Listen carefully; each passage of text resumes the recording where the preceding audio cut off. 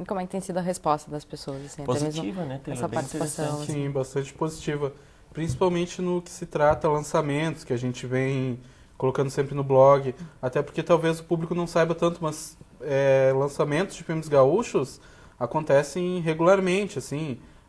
Não é... Às vezes, inclusive, o público está olhando um filme gaúcho, seja no cinema ou na TV, e não se dá conta que é um filme gaúcho. Até porque agora o cinema gaúcho está muito ligado a produções do eixo Rio-São Paulo, né? Então, Neto Perde Sua Alma tem um contexto mais gaúcho. Mas produções como Meu Tio Matou um Cara, apesar de se passar em Porto Alegre, os atores que são do Rio de Janeiro, que são de São Paulo, usa diretores que também talvez usa equipamentos e usa tecnologia que também não é daqui. Então, às vezes, o público não sabe que está assistindo filme gaúcho. Então, a gente está tentando divulgar isso. É uma questão de cinema nacional, né? Às vezes, o público não tem tanta receptividade com o cinema nacional, né? Mas é incrível que a gente está percebendo uma alta no interesse das pessoas pelo cinema nacional, né? Que até pouco tempo atrás, cinema nacional era considerado cinema de baixa qualidade. Faz pouco tempo, mas isso está mudando. E o cinema gaúcho está acompanhando essa transformação, né? Então, felizmente, o público tem tido uma receptividade muito boa com os filmes daqui. Dos filmes que são mais conhecidos, Tolerância, Luar de Prata, justamente por quê? Porque os diretores se associaram às minisséries da Rede Globo. Então, termina abrangendo um público maior via minisséries. Então, os diretores também se tornam mais conhecidos. O Jorge Furtado, por exemplo, é um dos mais conhecidos, porque ele terminou fazendo vários trabalhos via televisão. Então, as minisséries. Aí o público termina associando o diretor ao trabalho. Então, isso também abre espaço para uma maior abrangência dos filmes gaúchos em termos nacionais. A TV acaba tendo um papel fundamental nisso, exatamente. Né? Nessa construção, acaba tendo essa relação, né, cinema com televisão. Se fala também nessa pesquisa, tem uma interpretação, né, do significado sociocultural. Como é que pode ser analisado isso? Como é que pode ser identificado isso? Sim, justamente, eu trabalho nessa parte não de planos, por exemplo, de cinema ou dos suportes técnicos do cinema gaúcho, porque aí até já temos trabalhos em andamento aqui no estado sobre isso. Então, planos, iluminação, trilha sonora, coisas do gênero. Eu trabalho justamente como esse receptor vai significar, vai interpretar aquelas narrativas, até que ponto ele vai se identificar com aquelas narrativas, com aquelas personagens que estão sendo colocadas lá. Então, isso termina envolvendo uma situação sociopolítica, histórica, ideológica, né? Então, por exemplo, letras de músicas que são constituintes dos filmes, num determinado momento de ditadura, como foi Verdes Anos, bastante conhecido. Então, isso termina interferindo na recepção, nos estudos de recepção do filme, no recebimento desse filme junto ao público. Então, olha, eu me identifico com tal personagem, ou não me identifico. Então, eu trabalho, por isso a significação socioeconômica, política, né, também envolvida no projeto.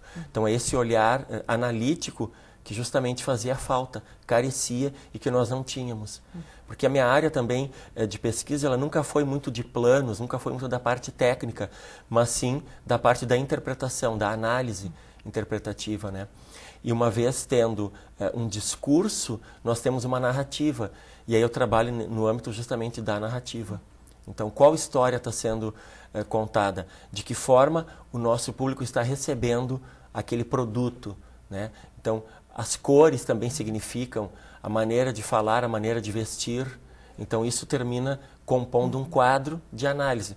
Para falar em termos assim técnicos, uma matriz interpretativa, né? Então, eu trabalho em âmbito dessa matriz de análise.